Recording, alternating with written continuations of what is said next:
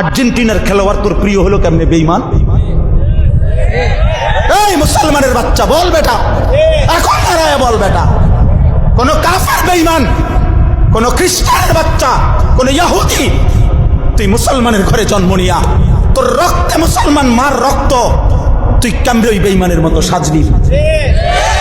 এই বেহায়া বল, বেহায়া তোদের চাঁদের চুলের কুম বল বেটা, এখন দাঁড়া। ওই বেঈমান তোর পছন্দ হলো কেন?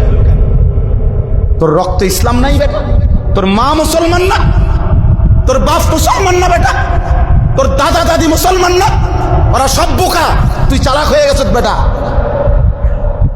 তুমি পণ্ডিত হয়ে গেছ। কোন বেঈমানের অংশগ্রহণ করলাম?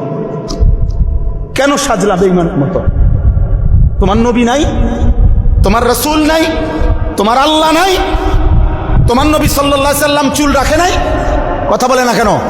আল্লাহর নবীর চুল ছিল কিনা? নবীজির চুল মোবারক ছিল কিনা? তিনি চুল রাখতেন কিনা? তো তিনি কেমনে সাজলেন? এটা আমার পছন্দ হয় না কেন?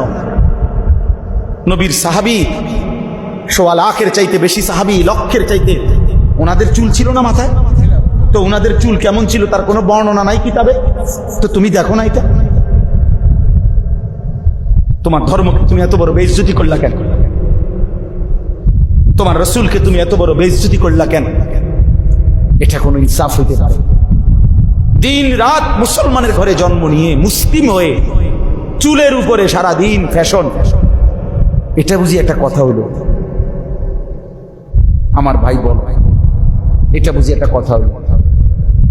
তোমারে বুঝি আল্লাহ বানাইছে শুধু এই সারাক্ষণ চুল এটার ফ্যাশন করবা, বিভিন্ন মডেলে চুল কাটবা, এই নিয়ে ব্যস্ত থাকবে? এত ফালতু কাজে আল্লাহ মুসলমানকে বানাইছে?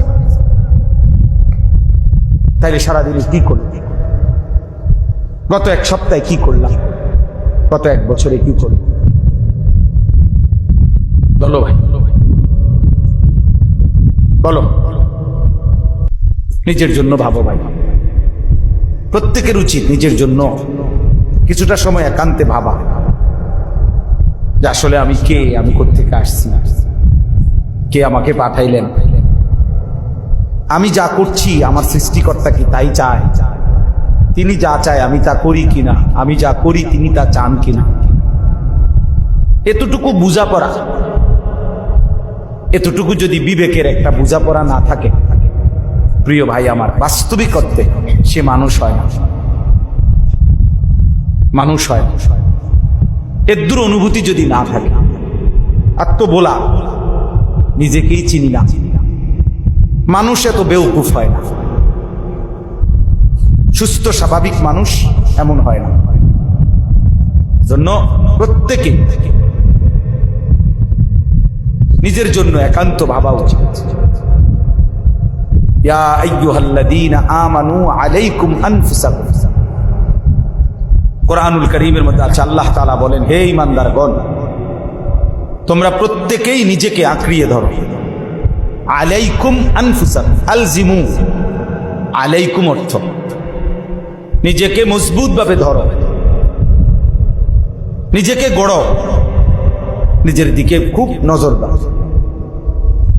তাহলে মানুষের সেবা, মানুষের কল্যাণ, এটা নিঃসন্দেহে ভালো কাজ, কিন্তু নিজেকে না ভুলে যাওয়া এটা অনেক বড় বোকামির কাজ।